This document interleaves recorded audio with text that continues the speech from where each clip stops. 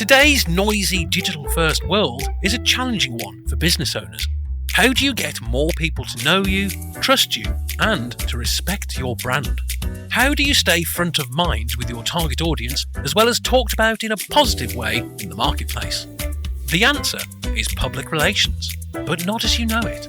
Get ready to unlock the potential of your business through the power of PR, content, and digital communications. Get ready to become your own PR machine. My name is Trevor Young. Great to have your company. Now, in today's show, we're going to go deep into owned media. Now, what do I mean by owned media? Well, we're looking at that media you own and control. For example, your blog, email newsletter, a video series. Could be on YouTube, but also housed on your blog. Podcast, live stream show, and we're talking about control, and that's the key about owning your own media channel. In the previous episode, number 2, I unpacked what I call my marketing communications pyramid, and this showed all the elements of all the marketing communications elements and where I see them fitting in the big picture. And my whole theory is around building your base of communications. And that's part of the PR remit, owned, earned, and social media. And so what we're talking about here is right at the base of the pyramid. We have owned media and social media. And these are things we can, work on 365 days of the year, and they make a lot of our other marketing channels work a lot harder, our paid media, for example. So today we're going to just look at the owned media side. Yes, it's in lockstep with social media. They're inextricably linked, but we'll look at social media from a PR perspective in another episode. So we're looking at owned media from a PR perspective. Now, why I like owned media, those channels that you own and control, is there's a number of reasons why. Number one is it's visibility. It's great visibility that over a period of time you can demonstrate you know what you're talking about. You're putting your ideas, your expertise, you're sharing your knowledge, your experience, your wisdom across these channels, and people can always go back and check you out. So, visibility, yes, you'll be sharing on your social media channels, but you can also have other people sharing that content and linking to it, that side of things. So visibility is a tick. It's always a challenge to get your content out there, your longer form content. And what we're talking about here on owned media is longer form content. So that's something to be aware of, and it can also be a bit of an ideas lab as well, because over time your voice, your voice out in the marketplace will change. You'll jump onto new issues, new topics. If you're probably pushing the boundaries of thought a little bit, like in a thought leadership positioning, you're going to be exploring ideas in public, and doing it through owned media channels is a good way of doing that.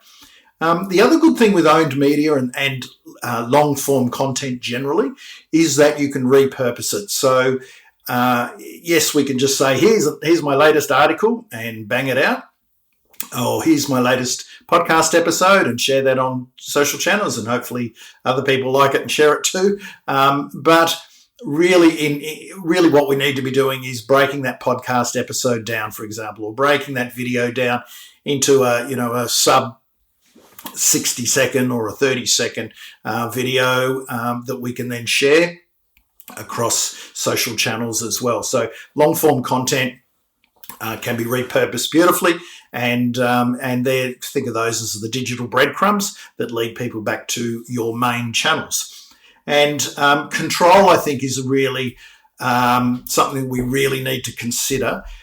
How many people, how many brands, how many companies, how many big time personalities got burnt on Facebook, for example, in the early days. I know a number of companies, and they built really big, solid followings on Facebook in the early days, only to have Facebook change the rules and squeeze the algorithm. So, 1 minute 50% of their followers are getting their content, and the next, it's a couple of percent of people are getting their content. So, we don't want to be fighting the algorithm all the time. Yes, we have to use social media. Some of us have to use it more than others, but it's something that we have to contend with.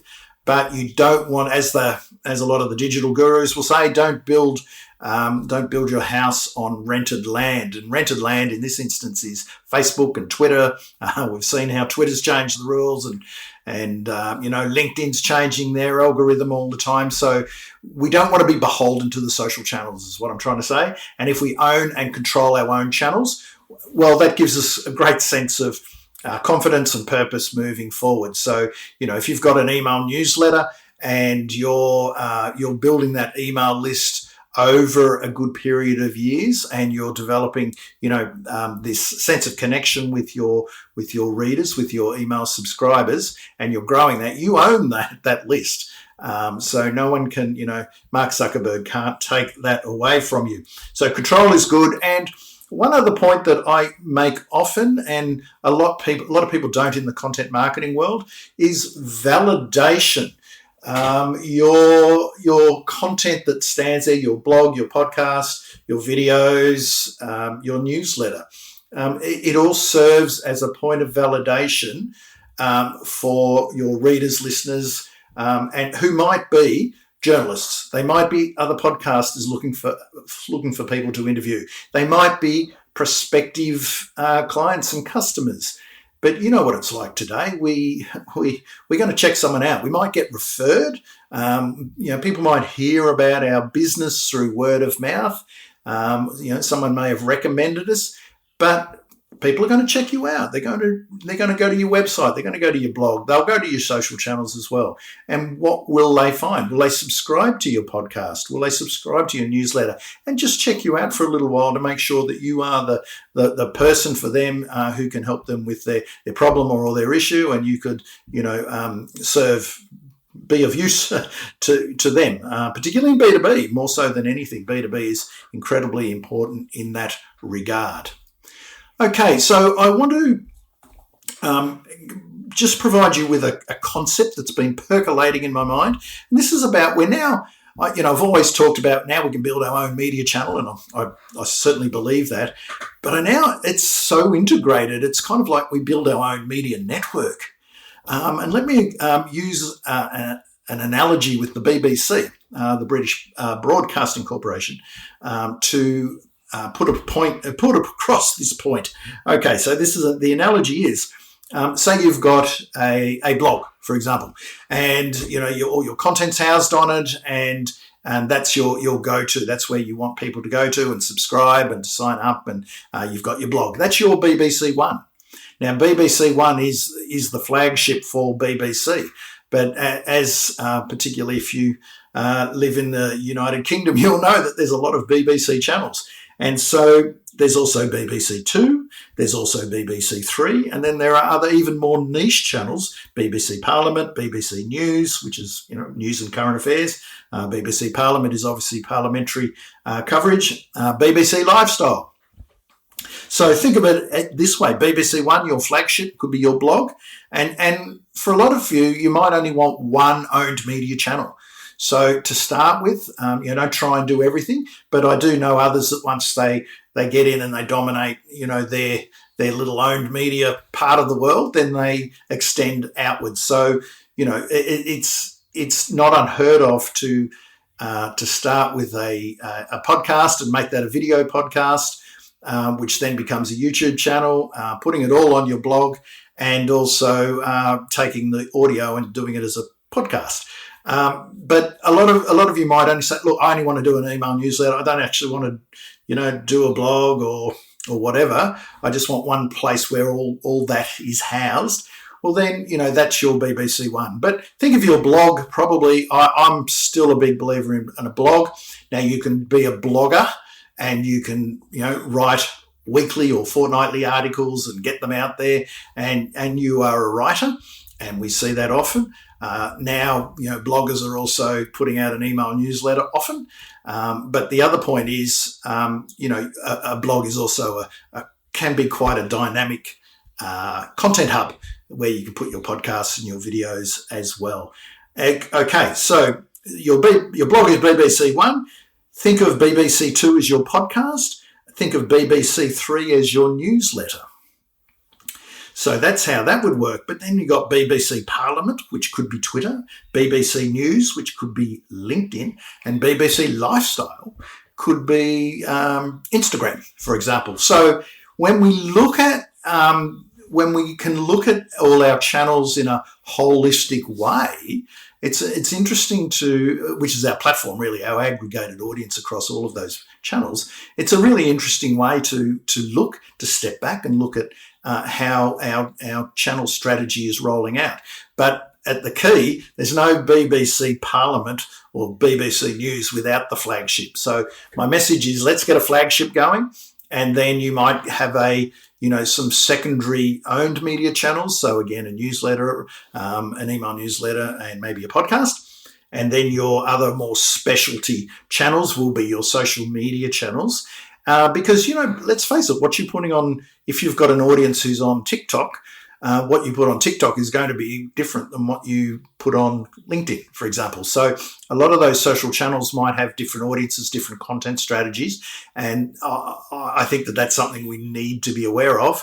Again, depending on what your business is, but it's something, there could be some nuance between all the channels. So that's the media network. And it's kind of, it's a concept, I think, that, once it sort of comes to you and you look, I do like the BBC 1, 2 and 3 and Parliament, News and Lifestyle type scenarios. I think that is a pretty good analogy of how we can structure, obviously in a much smaller way, our own media network. And it's the way we look at it. We're not just doing a podcast. We're creating a media network. And that's what I want to get across, is that we are the media proprietor now, and we should think like a media proprietor.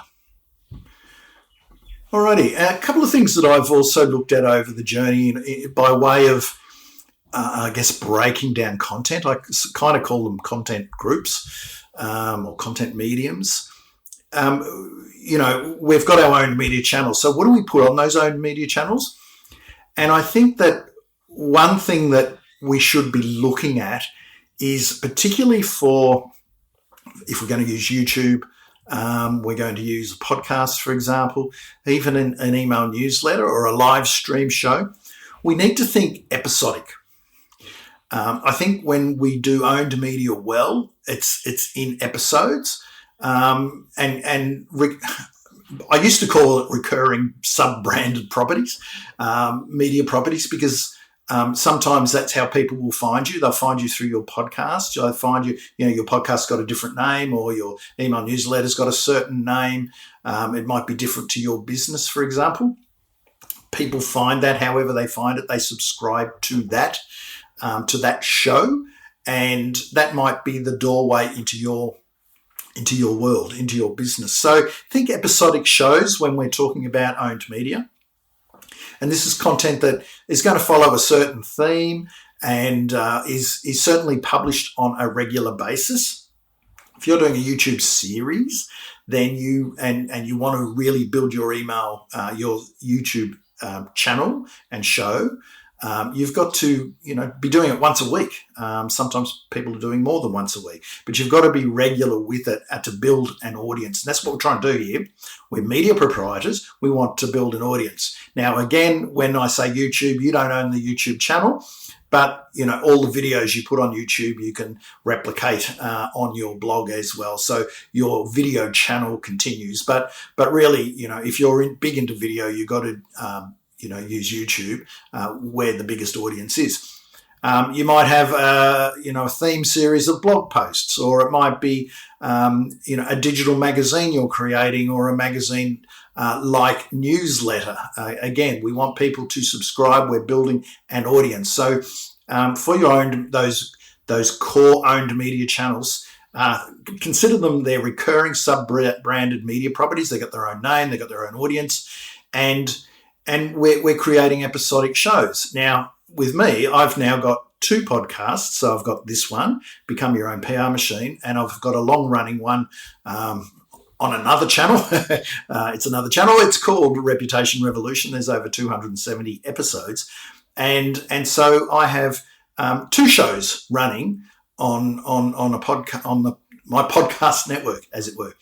And so, this is where we can break things down and say, well, okay, this is interesting. How can we break it down further, think like a media proprietor, and all the good reasons why, from a PR perspective, we want to be creating content and owning our own channel and becoming our own media proprietor and creating content that's of interest and relevance for our desired target audience groups. It's content that's, going to entertain, is going to inspire, educate, inform, all of those things. And of course, they're just ongoing topics and issues that we will cover here on the podcast. So in terms of the other content mediums in this regard, so we've got recurring sub-branded media properties, which I think all businesses should have one, I believe anyway, if you're serious about getting deep into this space.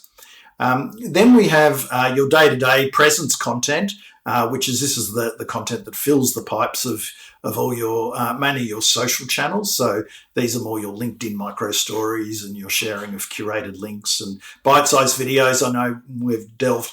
I said we're going to delve into social media in another episode, but you can see how they just link together. I just want to sort of highlight this content mediums framework. So recurring sub-branded media properties, day-to-day presence content. So that's really for your social channels, your more niche, your BBC lifestyle type channels. And then we have, I'm going to put this in here as well. It's called premium signature content. Now, this is one-off content. Not everyone's going to do this, but if you're in a professional services or a service-based business, or you're in a knowledge-based company, this area is not too bad. So we've got recurring sub-branded properties, we've got day-to-day presence content for socials, and then we have premium signature content. So think one-off content efforts that deliver strong premium, hence the name, value. So this is your flag in the ground content, and it has to have perceived value. So it could be a white paper, an ebook, a special report, a standalone video series that people have to sign up for, webinars, tutorials, online tutorials. These can be one-off, and I know some bigger companies that might do a quarterly webinar, for example, or an annual report. Richard Vanderblom, for example, who is a real gun in LinkedIn, and he really puts a lot of effort around the LinkedIn algorithm. Richard Vanderblom, if you can follow him on LinkedIn, he's definitely worth following on LinkedIn, but also checking out his annual LinkedIn algorithm report. So that to me is premium signature content. It's something that it goes viral. He gets, tens and tens of thousands of downloads. It gets him noticed and grows his channel, his LinkedIn following. It gets him interviewed on other podcasts. So that's what I call premium signature content. So that's kind of in addition, to our main podcast or our main YouTube channel or whatever. There might be some crossover, but at the end of the day is, just wrapping up here, we wanted to think about our media network. We have our flagship. We might have a couple of other owned channels off the back of that. And then if you're going into social media, you'll have some more specialty channels as well. And that's a good way to look at you are now a media proprietor. That's something that we need to embrace. If we're going to go down owned media, it's great to just blog. But I think, if you can develop an email newsletter that you can now get people's email addresses and deliver them value on a week or fortnightly basis, that's a great thing. And think, what's the episode for this week's podcast? What's the episode for this week's YouTube video? What's the episode for this week's live stream show? What's the episode, in quotes, the topic for this week's newsletter?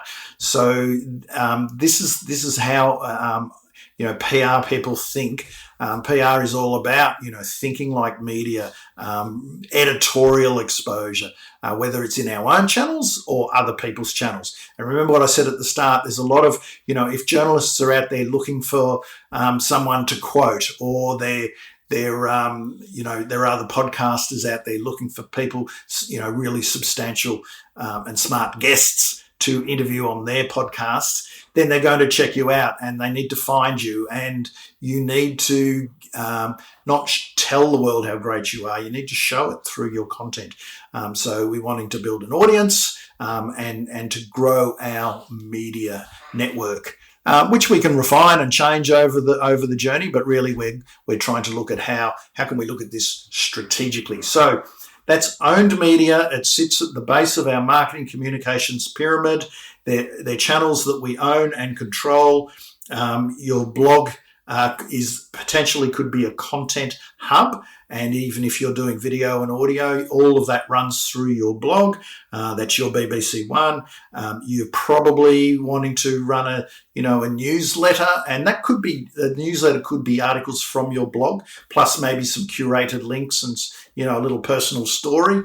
Your newsletter that people can sign up for. A podcast, short run podcasts are good. Long form, long term podcasts are probably even better. And don't forget live streaming, which is a thing. We can live stream across all the channels, and then we can archive the video on YouTube, and then we can take that YouTube video and put it on our blog. So we've got it there in perpetuity. We can share that out through our email newsletter, and we can chop it up into bite-sized sub-60-second vertical videos that we then share across all our social media channels. So boy, that rolled off the tongue pretty well. But as you can see, there's a lot there. If you're going to take public relations, PR seriously, this is the base we're building. And, when we go into the earned media side and we're wanting to talk to journalists, this owned media plays a massive, massive role. Because remember, we're trying to build visibility, influence, and trust in the marketplace. We want to stay front of mind. We want to, ignite debate around certain issues. We want to lead the conversation, all of that sort of stuff. Owned media sits at the pinnacle of all that. It's central to everything else we want to do in a PR sense. That's it for today. Thank you very much for listening, and I look forward to catching up with you in the next episode of Become Your Own PR Machine podcast. And don't forget, if you want to sign up to the newsletter so we can tell you when these episodes go to air, and also other strategies, tips, links to really cool stuff, sign up to a newsletter, becomeyourownprmachine.com. And if you're doing that now, you will also get a copy of an audio version of my book, Content Marketing for PR. So until next time, cheers.